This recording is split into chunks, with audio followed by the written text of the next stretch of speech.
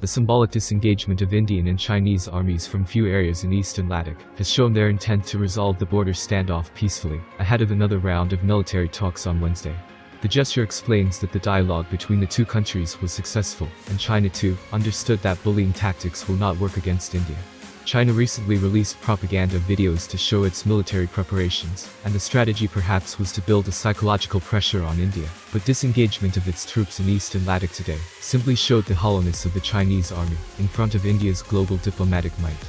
Chinese troops had advanced on 4 positions on the line of actual control, 3 in the Galvan Valley and 1 in Pangong Lake, where the troops of both the nation were face to face. Now, from 3 places in the Galvan Valley, Chinese troops have gone back nearly 2.5 kilometers. The Chinese troops had earlier reached Finger 4 of Pangong Lake in Ladakh and confronted the Indian soldiers. Indian and Chinese troops have been engaged since May 5, following a violent clash in Pangong Tso. Even as the disengagement of Chinese troops is being considered a moral victory of India, some people in the country tried to undermine the spirit of the nation, just to nourish their political career.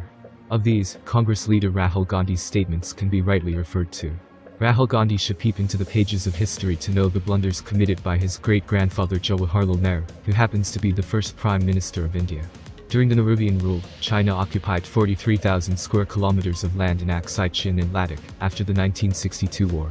Of this, China had seized 38,000 square kilometers in the 1962 war, and about 5,000 square kilometers of land was handed over to it by Pakistan.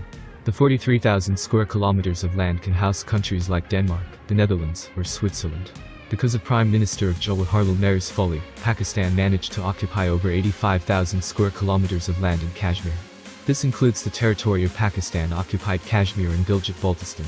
These facts show that more than 1.28 lakh square kilometers of land had gone to China and Pakistan when Pandit Nehru was the Prime Minister. The area is almost equal to the size of Bangladesh, and there are about 90 countries in the world which are smaller than this tract.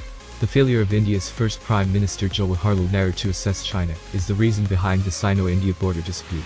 China first occupied Tibet, and then strategized to take possession of it at Aksai Chin.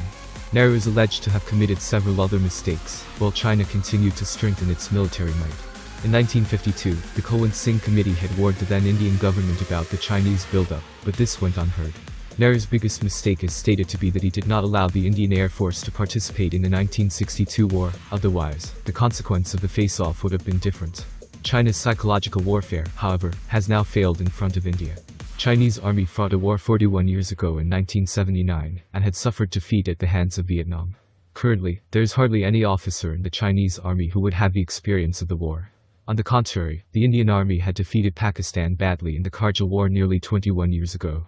The Indian army also has the experience of penetrating into the enemy's territory.